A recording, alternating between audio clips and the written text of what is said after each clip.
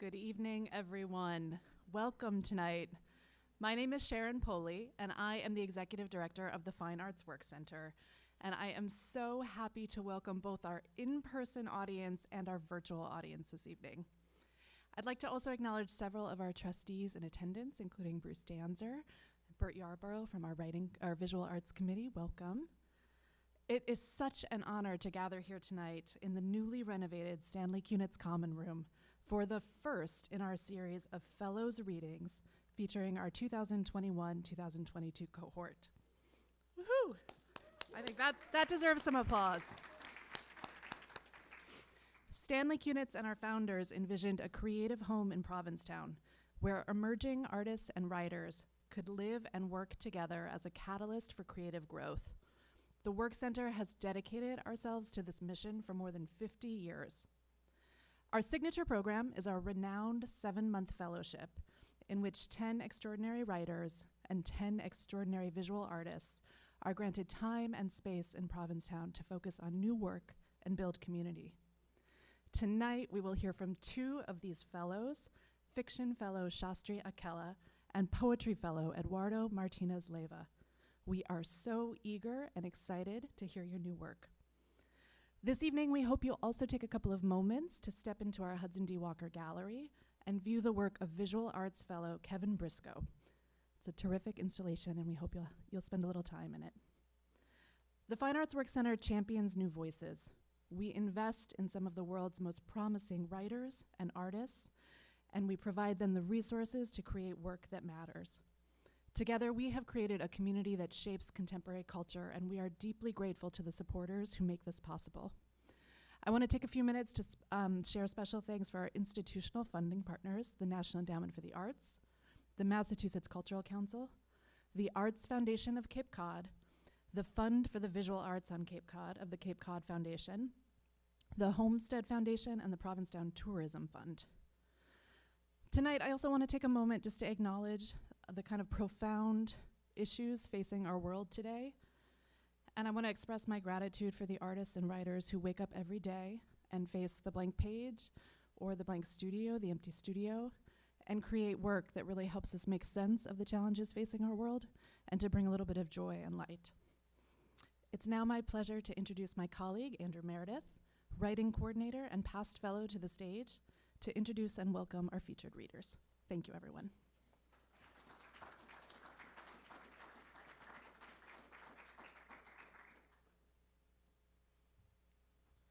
I'm Andrew. I'm the writing coordinator.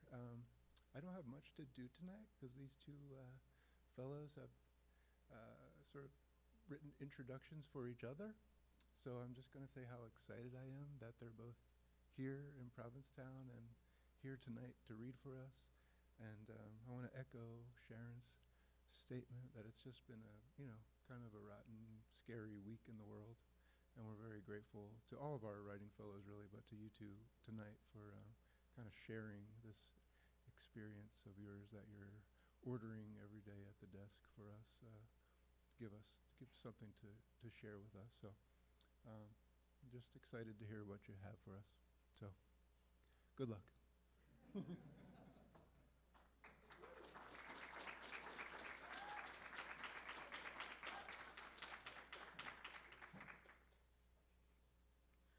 Good evening, everybody. Thank you so much for being here on a weekend evening to listen to us read. I just wanted to set the reading up a little bit and introduce my fellow poet, Eddie, before he comes on to the stage. So if you can just have the second slide up.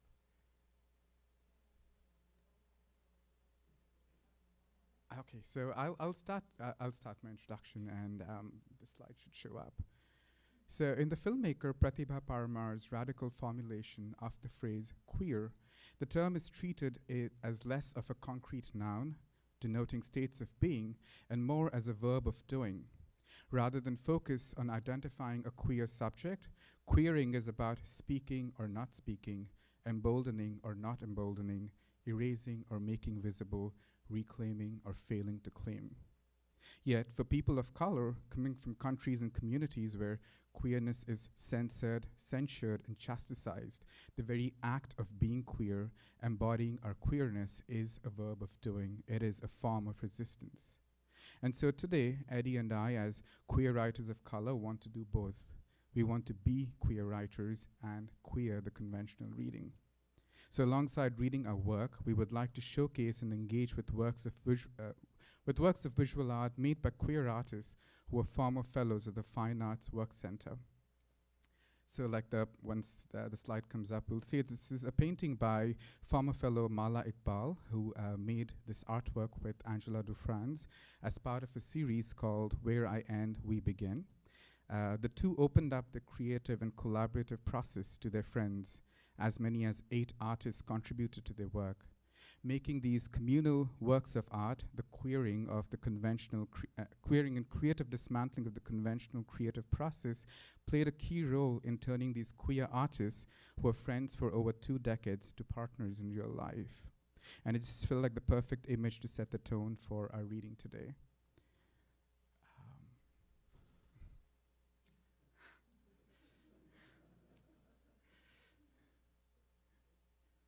I promise that wasn't a metaphor. There is an actual image associated.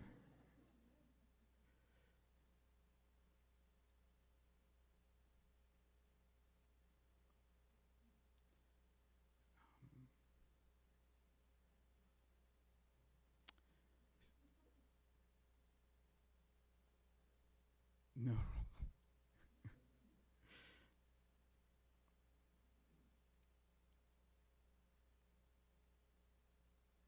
So maybe just in the interest of time, I'll introduce my fellow reader, and then we can get to see the image. And I have a picture of Eddie up on the slides as well. So Eduardo Martinez-Leyva, or Eddie, as we all affectionately call him, was born on the US-Mexico border to Mexican immigrants. He'd like to go on a vacation with Kendrick Sampson, his biggest celebrity crush and one of his favorite activists. A tropical location would be ideal, but in his words, Kendrick could take me to Wendy's and I'd be just as content. As far as how naughty it would get, he observes that a gentleman never kisses and tells. However, in true Taylor Swift style, it would end up in a poem, as would all the conversations and experiences with the people he engages with. So watch out for what you tell Eddie after the reading. Eddie's queerness has influenced his social interactions and the direction of his career and the poetry he creates. His work has appeared in the Boston Review, the Adroit Journal, Best New Poets, and elsewhere. He's received fellowships from CantoMundo, the Frost Prize, and the Fine Arts Work Center. Most recently, he won the highly prestigious Frontier Poetry Industry Prize. So let's give him a hand for that.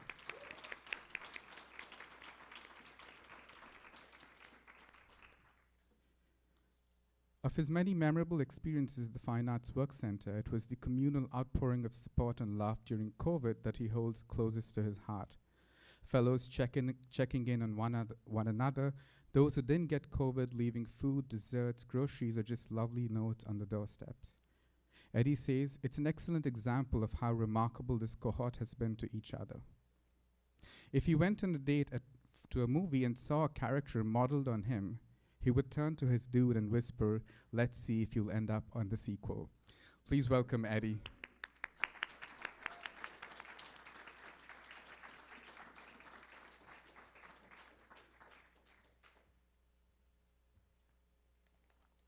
Thank you, Shastri. Buenas noches, everyone. I hope everyone's doing well. Thank you to Sharon and Naya and Andrew and just everyone for joining, those of you who are in person and those that are Zoom land, thanks for coming. So the artist that I chose to spotlight is Troy Montes-Michi, who happens to be a fellow El Pasoan. And so his show, Rock of Eye, actually opened last night at the California African American Museum. And what draws me to his work is that it depicts folks of color, men of color specifically, but this sort of idea of erasure and fetishizing of their bodies, which aligns with what I have been exploring during my time here. I began to question sort of how Black and brown bodies get placed in these categories. They're either sort of racially profiled or objectified and fetishized. And so I found this piece very captivating, specifically the panel that's on the far left there. And so this is a perfect kind of moment to segue, just to let you know that my poetry could be a little, or my work, sort of the themes relate to trauma, abuse, sexual abuse, violence. So there's going to be some colorful language. So this is sort of your trigger warning. So viewer discretion is advised.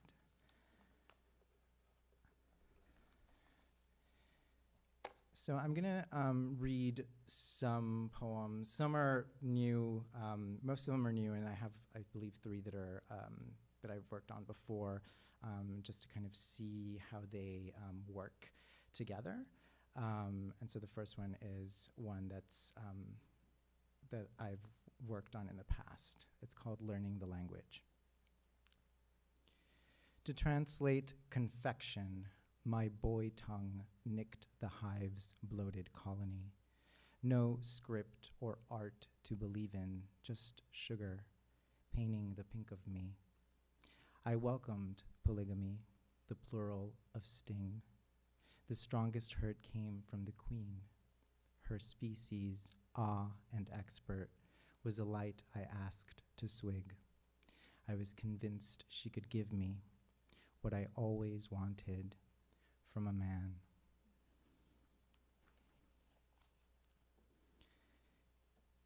Inciting incident. The night before you disappeared, you likened yourself to an abandoned cathedral, windows smashed in, pews carved or spray painted with violent misspellings, damage beyond repair. You grew tired of that metaphor, of that landscape of older brothers you wanted out, took with you the change from the swear jar, the rifle from under your bed, and carried rocks in your pockets just in case. This wasn't your first time. Inútil, barbed wire for brains, small fists, dirt's twin of the shyest blood, they called you this and more. You never talked back or recoiled, held on to your questions as if they were your bones, kept waiting for daybreak to unfold, make your move. You felt as useless as their prayers or a bullet aiming straight towards God. So this next poem is the one that won the prize, so I felt I needed to read it. So living in the border, one of my brothers, he's an alcoholic, so he would just randomly disappear for periods of time, and sometimes it would be just a few days, and sometimes there was one occasion where it was for months, and we weren't sure if he was alive. And so my job, as being the only English speaker in my family, was to translate for my mom to sort of like the police officers who were looking for him. So this is kind of inspired off of that. It's called Don't Look Back, Little Halo. The officer misspells your brother's name and you correct him. It's like Angel, but with an O. He doesn't listen.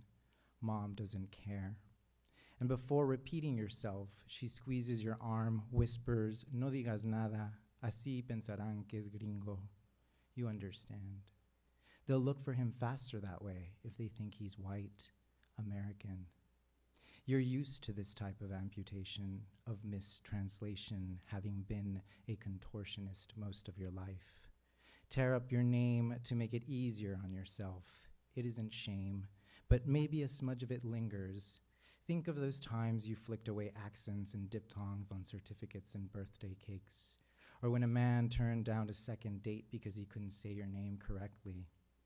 Or the friend who asks for your advice on naming her unborn son something palatable, so that if he ever goes missing, like your brother, he can come back to her unscathed, complete, whole as the halo you were told to truncate, whole as the circle or letter at the end of Angelo's name, as the shape of a mother's mouth, howling in laughter or distress.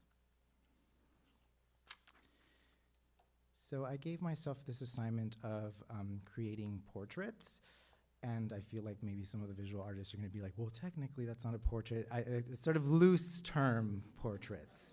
And so this is one of those. It's called Portrait of an Aging Father. Loose teeth, a small bout of depression. I can't imagine your heart as anything but a fist. No one to hold you back. You drank, the neighborhood, the city, even the perfume bottles, father of insulin and bad words. Dipping dead scorpions in bleach, you then set them ablaze to prevent infestation, saved the stingers. What else did you keep? Father of failed child support payments. Born into the business of suffering, you said, not blonde, superstitious. One glass eye. When you call, you do it anonymously, father of syringe and black coffee. You once tried to remove your tonsils with rusted pliers. The only gun you held was aimed at your head, father of fits and minimum wage. Once you begged for my tongue to dream in another language. Soon you will be a ghost without enough to haunt. I help button your coats and shirt sleeves, buckle your seatbelt.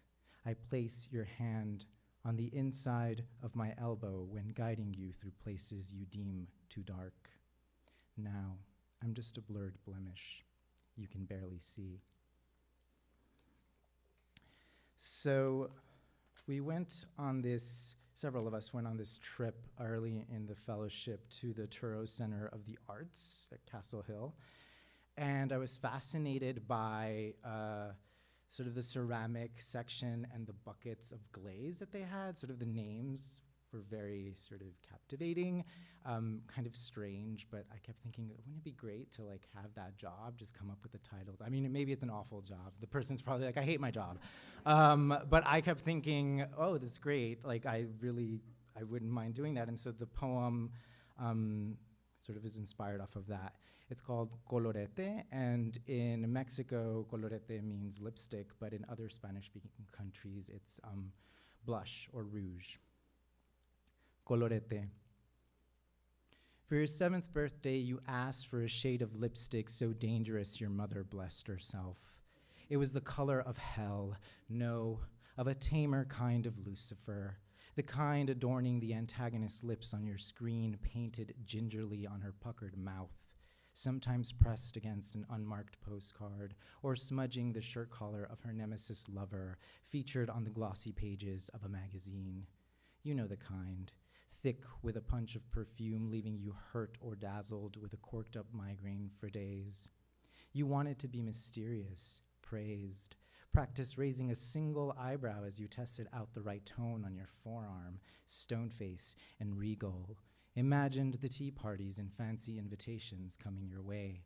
Mall kiosk red, horror movie red, bullet hole red, posing in front of the mirror red, the red of an all-night fire, of an old suitcase leaving with your father, the red many say you're still too young for, even after all these years, a saint's execution red, not the same red of shame shown across your family's face, no, pickup truck red, liquor store robbery red, the red of thousands of vessels coursing through your body, a red bursting like the language of violence you know so well, one-night stand red, hate crime red, a red staining the tips of your fingers, panic button red, star-spangled banner red, conversion therapy red, the red you know will one day suit your lips just right while getting yourself ready to leave this whole town in ashes.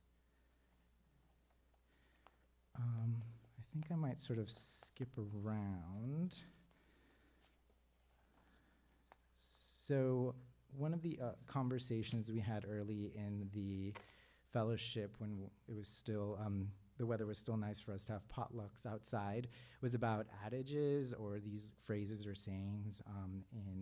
And for me, I was talking about all these phrases that my grandmother used to say and how I would try to roughly translate them. And one of them, which appears in this poem, is Diosaprieta pero no ahorca, which translates to I translated the title, God may squeeze but won't strangle you.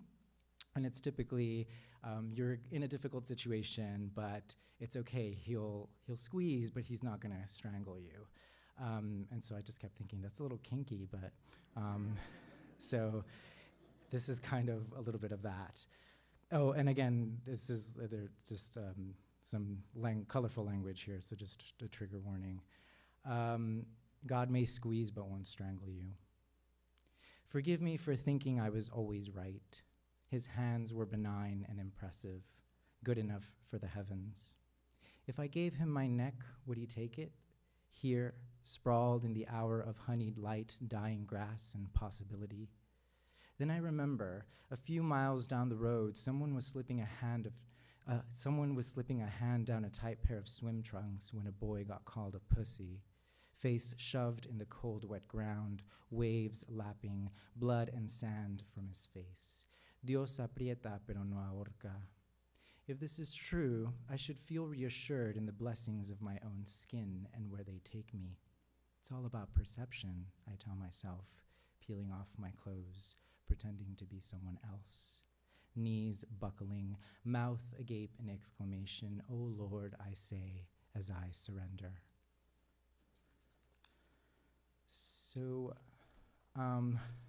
since being here, harnesses have made an appearance in my work and apparently my wardrobe now, so I figured, okay, I'm gonna write this little cheeky poem, and it's called Ode to a Leather Harness.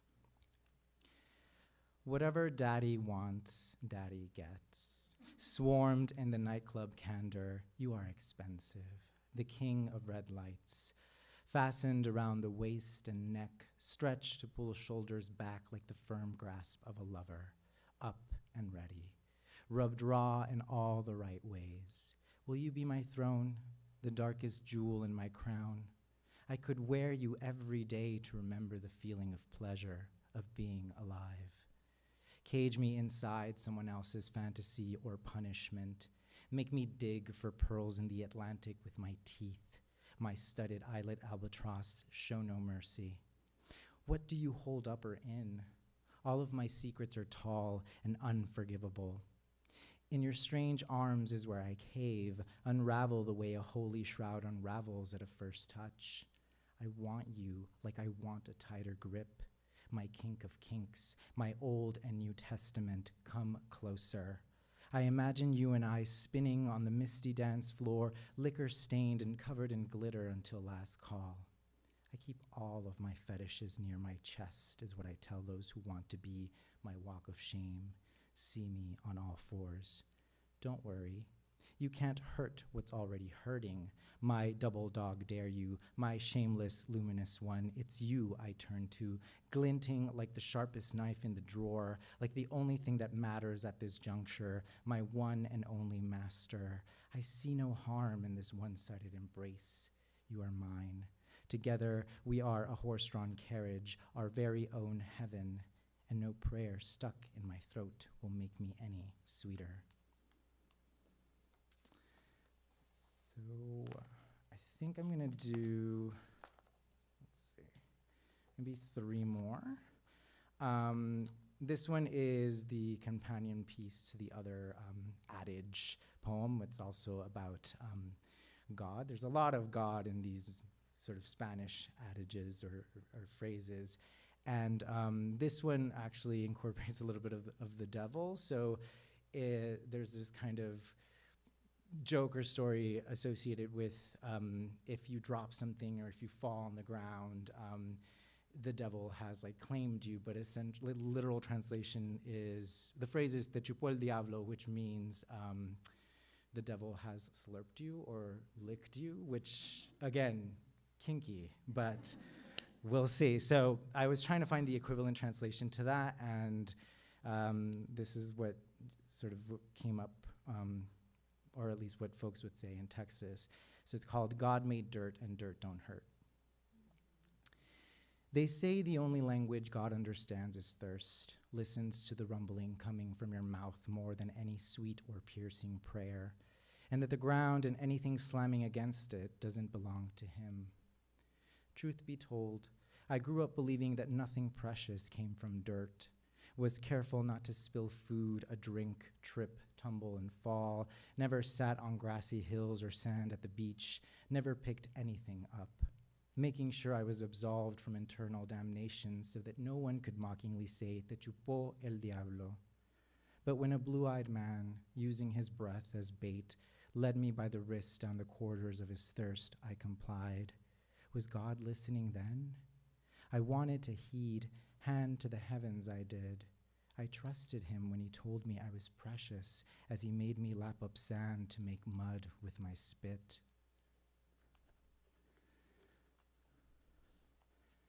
And so 2 more. This one is inspired by the 1990 documentary, Paris is Burning, which documents the New York City ballroom scene from the late 80s. And I was fascinated by the character of Dorian Corey, who happens to be, in my opinion, the voice of reason. And so one of the phrases that that she says before they roll the credits is, everybody wants to be famous. You don't have to bend the world to leave your mark. If you shoot an arrow and it goes real high, hooray for you. Another reason why I was fascinated by this figure was when she passed, sort of her close friends were sort of going through her stuff in her apartment, and they happened to find a mummified body sort of concealed in all of her costumes and feathers. And so this poem is sort of inspired a little bit about, like, from that. It's called Now You're Talking. Now you're talking, right into my ear, screaming, actually, an insult crawling down the littlest muscle before striking the spine. I don't see blood, but I can feel it, rising, hard. Stranger, don't you know my mind is more than a nest of candy or a sugar cube dissolving with one good lick? I'm a different kind of tough. The queen with too much powder up her nose, spending nights in a sweat, serving lust, spinning a fan of feathers into light, too pretty to give a shit. In another life, you could have had me, without a hand over your mouth, a knife trembling around your neck. I've known your kind of thirst, sheepish to the core, suckling the life out of your face. I'll keep a handsome secret for years and years. Let me lean closer to your filth. Tonight we'll see whose arrow is the first to touch the sky. And so this last one is inspired by, so Mark Wunderlich, who was also a fellow here, and my teacher, he one time told us this story of how he came up with this term, title bombing. So his cohort would try to come up with more far-fetched, outlandish titles and then sort of just run up to someone and say, you have to write this poem and it's called this, so go ahead, title bomb. So when we first arrived, I kept thinking about sort of this idea of cruising, and I believe Hannah, another poetry fellow, mentioned this title, or this came up, nostalgia cruising. And so I figured, oh, okay, I guess I'm tasked with writing this poem. And to get even more inspiration, I decided to go to the A House and do some research for this title bomb. And so this is what I was literally writing this on the phone when I think it was called the Macho Room or something. And so it's nostalgia cruising. Under a canopy of red lights, the locals gather to watch an aging porn star climax on TV. Tanned skin, slick with sweat and oil. No storylines or props, just him, muted, spread over a burgundy bed. He is good, toned, all blood and muscle and veins and salt. Necks craned towards the screen to get a better look. From downstairs, music pumps into the edges of the club, which a patron informs me used to be the spot. Someone sings off-key about feeling homesick. In the bathroom, a man of about my age or younger collects himself before his first score of the evening, takes deep breaths of something powdered blue. Stares at me from across his dim corner. I can't tell whether it's a look of pity or that of a mad dog.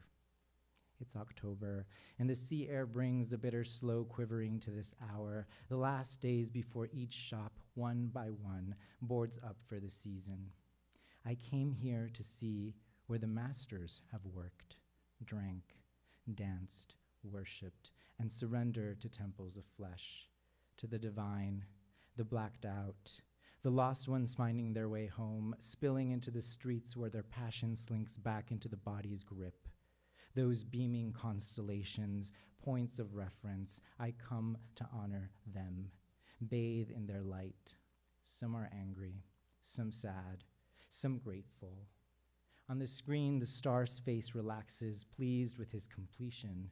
He has blessed us, and everyone claps before it all goes black, then loops back up again. And again, we see the same face. The camera steadies on him as he disrobes, flexes, and sucks in his breath to say, if there is an afterlife, please let this be it. Muchas gracias.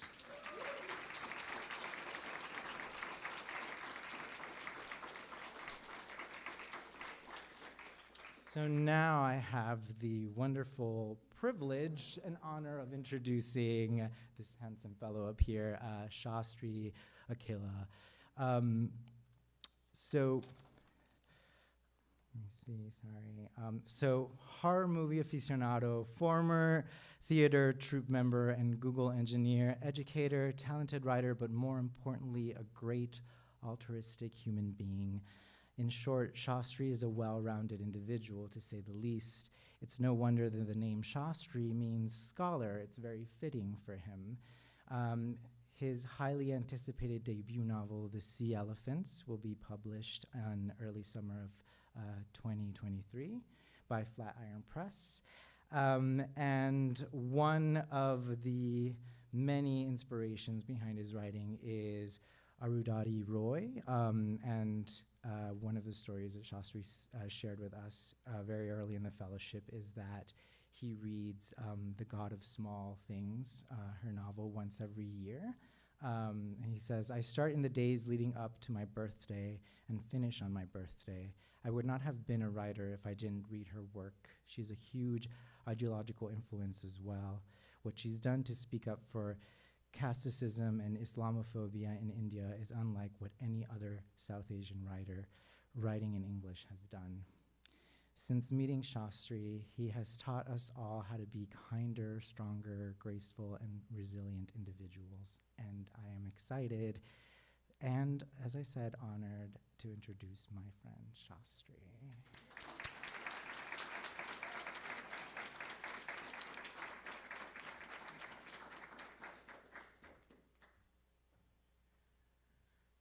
Thank you, Eddie. That got me a little teary-eyed. So for the artwork I selected for myself is the series of hand-cut paper portraits made by the Vietnamese-American artist Antonius Tin Bowie. And his work represents a series of people he knew, and they're all genderqueer, non-binary individuals, and sort of he recreates this idea of there's more than one way to be queer, there's more than one way to embody queerness, and his work exists in the space of intersectionality, that you're queer and you're a migrant, you're queer and the child of a migrant. So how do bodies exist at this point of intersection? And I chose him because almost all of my writing exists at that kind of an intersection, where queerness is very important to the work, but it's one of several facets in a complex constellation that shapes these characters.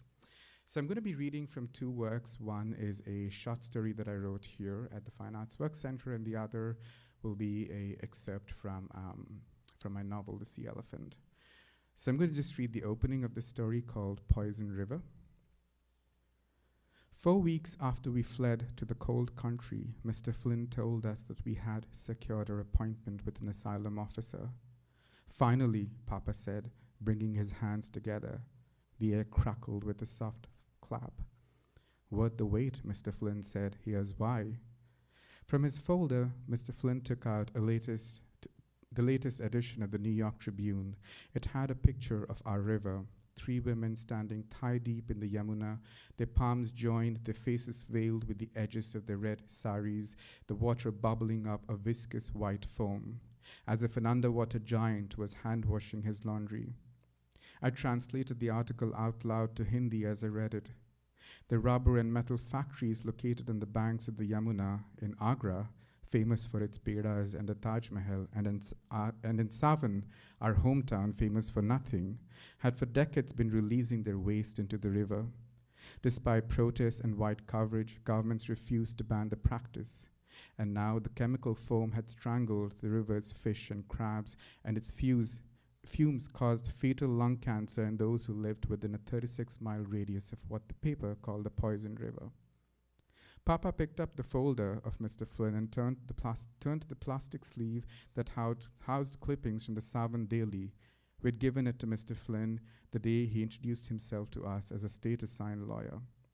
As Papa opened his mouth, Ma leaned over me, touched the newspaper photograph of the women, praying for the long lives of their husbands, and said, "Tonight we must ask Ghost Bhairava for forgiveness." A look of confusion passed over Mr. Flynn's face, but he didn't seek clarification. Instead, he said to my father, "I know what you want to say, and you're right. Truth is truth. It doesn't matter who's doing the telling." He pointed from the Savan Daily clipping to the New York Tribune. But that, unfortunately, isn't how the system works.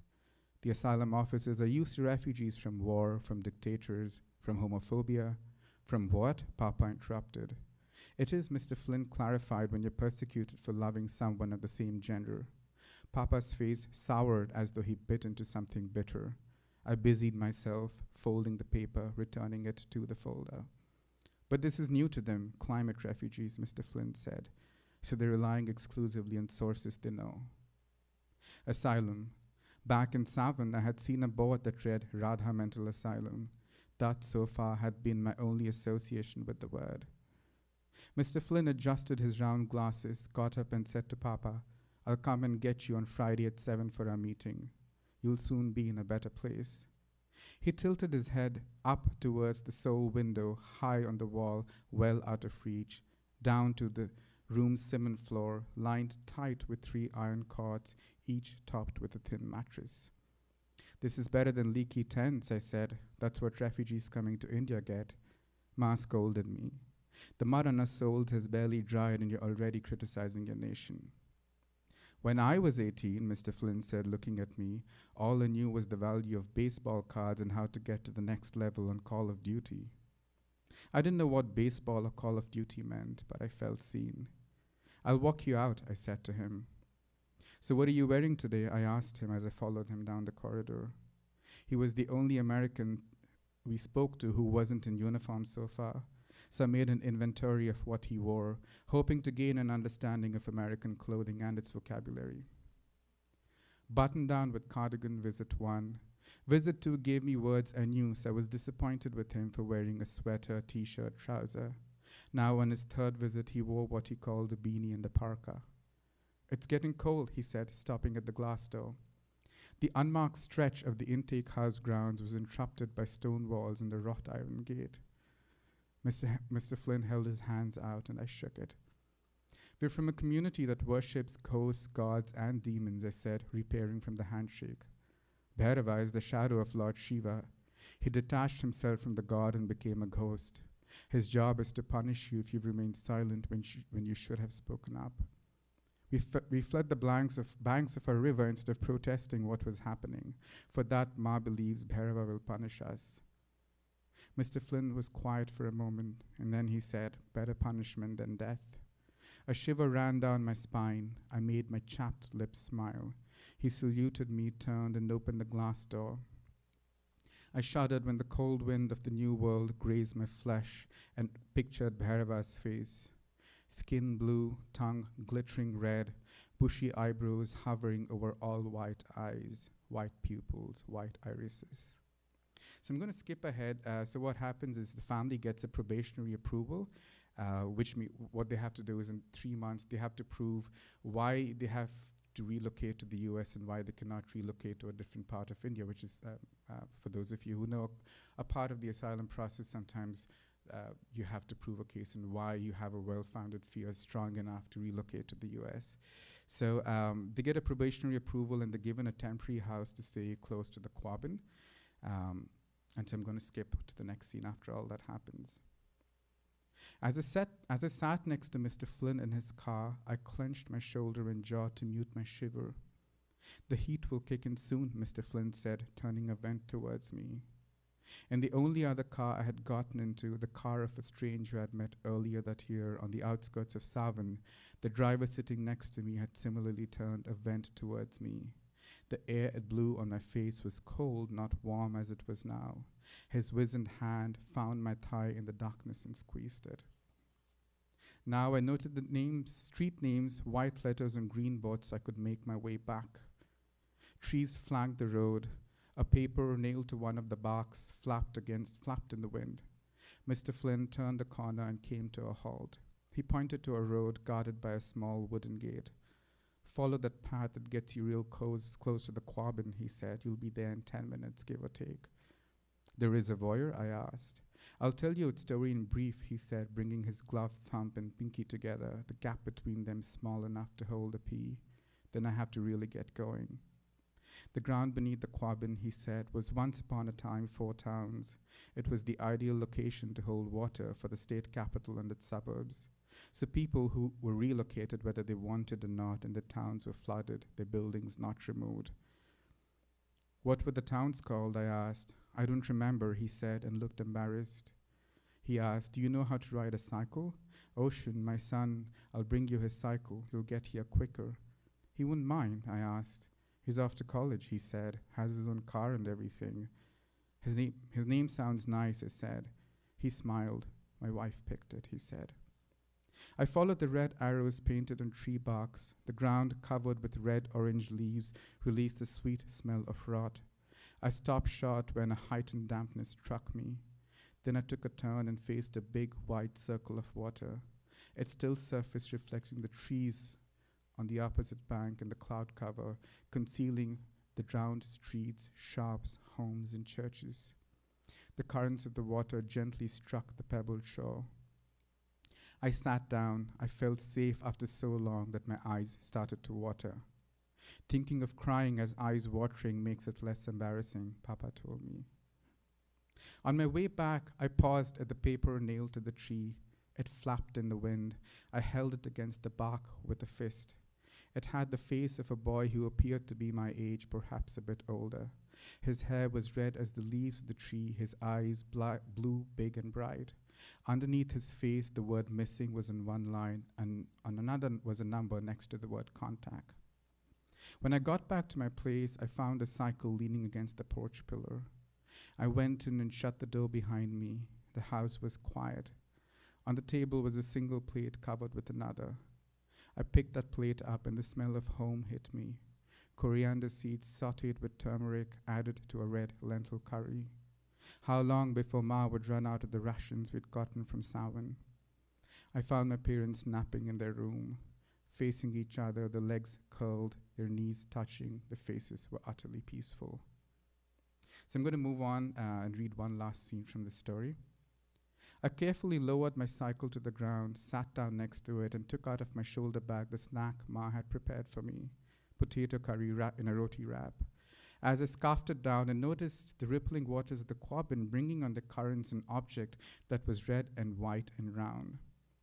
With my mouth still full, I dusted my hands and made my way towards it. I recognized what I saw instantly, but it took a moment for the weight of that recognition to sink in. It was a head, a human head. It came and struck my legs. its red hair wrapped around my ankles like seaweed, its cheeks pale as bread, squished against one booth and the other in rhythm to the current. It smelled of stale fish mixed with putrid meat. I stepped back, turned away, and vomited the way Ma had taught me so I don't splatter gunk on my footwear. Back bent, head low to the ground. Something came to me like a flash. I wiped my mouth and turned swiftly. The head was still there, swaying left, swaying right, as if he was saying no or shaking his head about some unsavory business. It was a face I had seen before. It was the face from the paper nailed to the tree. This was a ghost-given opportunity. In bringing the missing man's news to his family, I would give them an answer to the seeking, an end to the searching. I would speak, and Bhairava, pleased, would forgive our former silence. I cupped the head in my hands. The skin was slippery and rubbery. I firmed my grip. His flesh squished against my thumbs, and I felt as if my digits would enter his flesh. Did he have any blood left? How had his head been cut clean like this? I picked him up. Water dripped from his beard. He hadn't begun to rot yet. I wrapped him in my scarf, placed him inside my shoulder bag, and made my way swiftly back to our temporary home. So I'm going to stop there and move on to the excerpt from the Sea Elephants. The only thing, I usually don't like to give elaborate summaries where I say, so here's what you need to know about the story, and give you 30 character names, 25 dates to remember, and by the time I start reading, you've forgotten all of it. So the only thing I'll say is the main character is a street performer, and the people you'll meet in this excerpt are his fellow performers, Roo and Saya, and his best friend, a girl named Sue. The Sea Elephants. I got to my lodgings and took the first flight of stairs, heard a ragged breath, turned at the landing, dazed, heard a whoosh, then saw the shadow of the stick before it made forceful contact with my forehead. The warm wash of blood preceded the pain, bone deep. I lay sprawled on the landing with the hand pressed to my forehead. A man reduced to a blurred silhouette walked towards me slowly. I didn't hear his movement. He kicked me in the crotch twice in quick succession. The air was whipped from my lungs. Consciousness flew from my head. A cold air that felt like panic revived my senses. I felt a soreness in my groin and my limbs felt heavy, my vision swam. Above me was a pale blue sky, not the darkness of my corridor that I'd expected. A man's face appeared over my head. I struggled to focus on it. When he spoke, recognition clicked into place. It was the Inspector Ajay Biswas. Your asshole dad promised me money, the inspector said, but he paid me shit and stopped taking my calls. I blinked at him, befuddled. You don't understand, he said. I will open the wrapper and put the toffee in your mouth.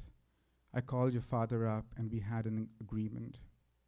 I tried to sit up. He pressed a boot to my shoulder and pinned me down. I noticed I was not in my clothes. I had on a blue hospital gown worn thin. I lay on a gravel road. What had happened? How did I get here? Your father asked me to leave you alone, he said. In return, 5,000 rupees were going to show up in my account every month for 6 months. I tried to speak, but my tongue was thick as the tail of a dead fish. The first installment was to come 2 weeks back, but it hasn't, he said. I tried speaking again. What exactly did you say to my father? He said, I told him who you are. Told him, your boy doesn't want a bitch in his life. No, sir, he wants to be a bitch of another man. I said, is that how you think of your mother, her place in your dad's life? He unzipped his trousers. I closed my eyes. His warm, putrid jet of urine drenched my shirt, my neck. I covered the wound on my head he'd given me with my palm. He said, where all do you put your tongue? You speak about my father with the same tongue? His words syncopated the pouring sound his piss made. What are you? Not he, not she, he, she, it. That's right, you're an it, less than nothing. If I put a bullet in your head, who will question my gun? When he was done, he zipped up and touched my temple with the toe of his boot. My head lolled away then towards him. I opened my eyes. He reminded me that in 1984, when Indira Gandhi was our prime minister, her son had orchestrated the forced sterilizations of men to keep the population in check, particularly the poor, particularly Muslim men. Policemen all over were given targets. He was in Delhi then. He had exceeded his target. The sterilizations were called off and I was transferred here, but I developed an addiction for it, he said. So I made connections with local doctors. Now whenever I feel like it, I can have you dirty fellows sterilized. Mother India will say thanks to me. Instinctively, I brought my hands over my groin. Yes, that's right, he said. You go tell Daddy that I had his boy sterilized like a street dog. He grinned.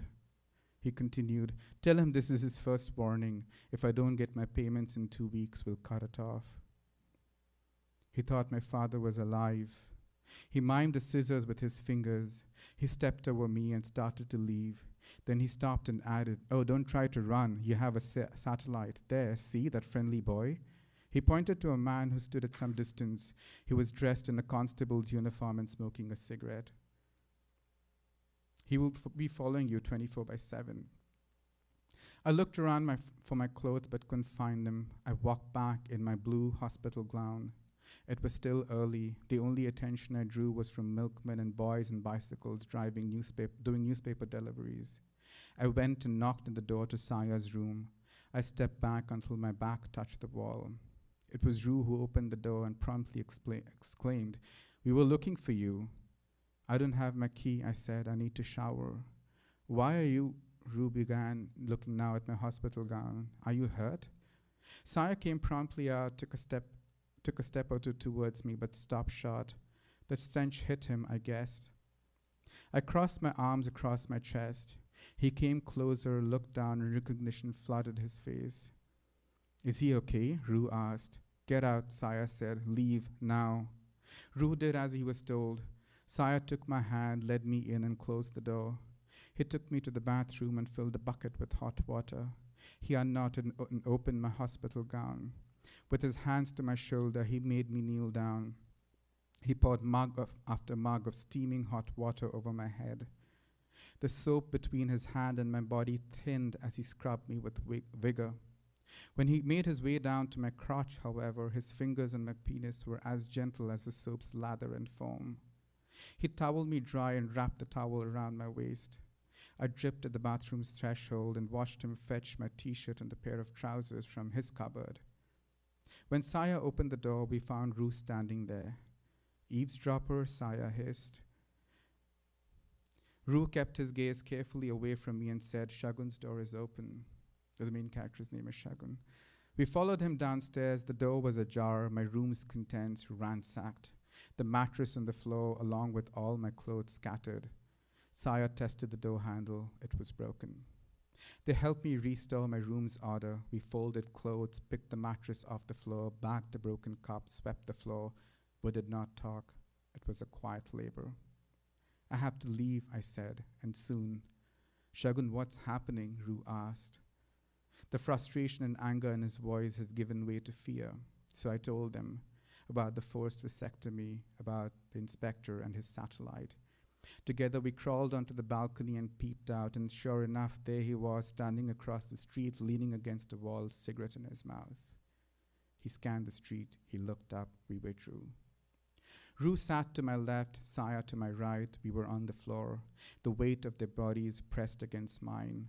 The chins in my neck, Rue's stubble, Saya's smooth-shaven skin, Rue's curly, oily hair, and Saya's long, smooth hair smelling of jasmine all over my face. I presaged my loss, the kinetic energy of our performances and their bodies and the heat and the smell and the weight of them. I would miss all of it. Where will you go? Rue asked. Home? No, I said, but I know where I'll go. Saya and Rue came up with a plan. We would all leave Doon 3 days from now. I packed my things in the same bag I'd arrived with. The bed was stripped, the room empty, ready for the next occupant. When Sue came over, we took my tachi to the balcony and sat on it. She pressed my head to her shoulder and let me cry. When she sensed the storm of my grief had subsided for now, she let me go. What do you want? She asked, like from life. Saya had once asked me the same question. I want a celebration, I said. I want to perform something beautiful and intimate with Ru, with Saya. I want you to come see Mark and me running off into our bridal night. And oh, I want my mother to be there too. I mean, why not if wishes were horses and all that? Run off into our bridal night, Sue mocked. You're such a drama queen. We laughed. You want a celebration? You'll get one, she said. Sue walked with me up one floor. My students, all 8 of them, were in Saya's room, so were the other members of my troupe. We commenced preparations to stage my escape. We traded our clothes for costumes. The room, like a green room, was lamplit, and in the light of those flames, the bowls of makeup resembled precious stones. Green like emerald, red like ruby, blue like lapis lazuli. The only movement was the hand of a makeup man whose brush traced the contours of her face, leaving in its wake trails of color, bright, viscous. Ru started to sing a song, and Saya joined him, and so did I. The makeup man's mouth twitched into a smile, even as his gaze, fixed on the faces our faces were becoming, was steady. Sue and my students listened to us, and every time we repeated the chorus, they hummed along.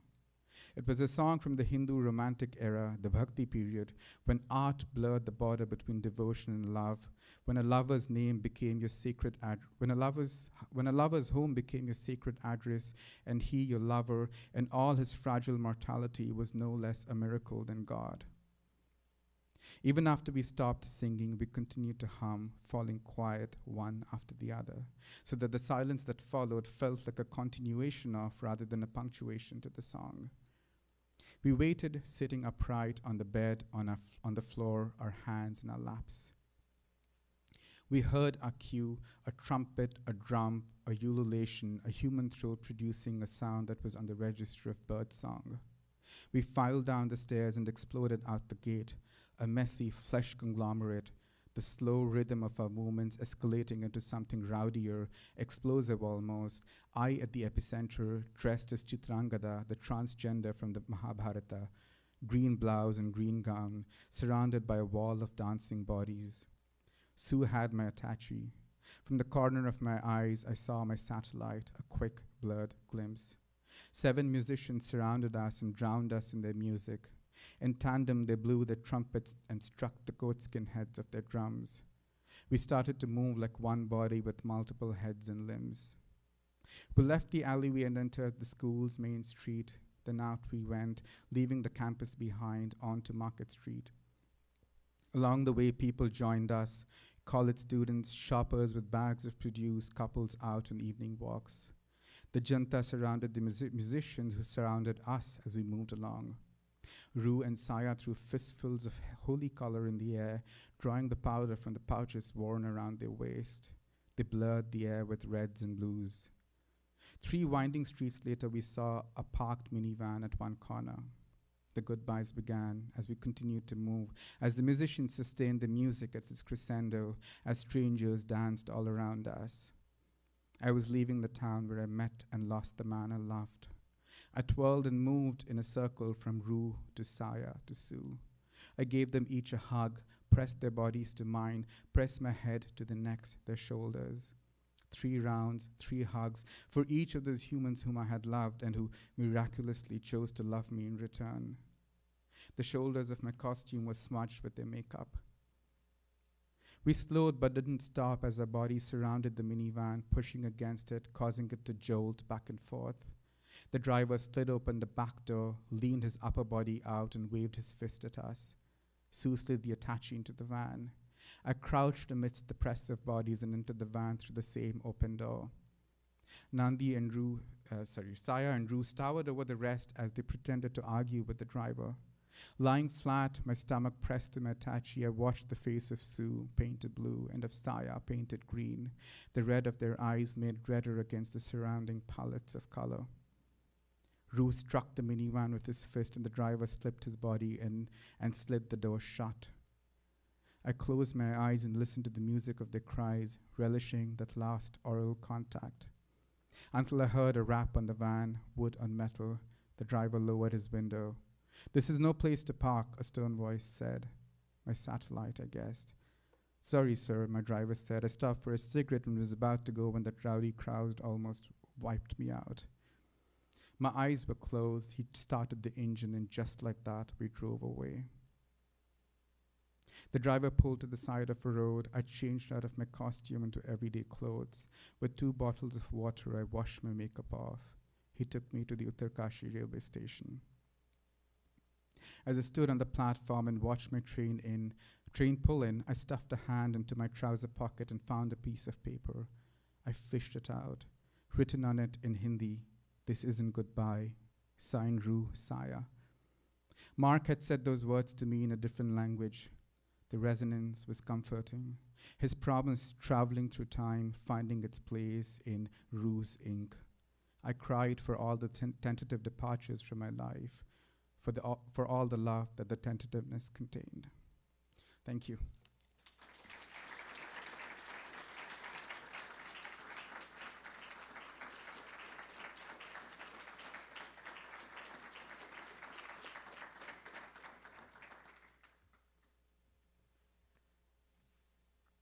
I just want to say an enormous thank you to Eddie and Shastri for kicking us off tonight with such beauty and joy and love. Please join me in giving our readers a huge round of applause. Thank you.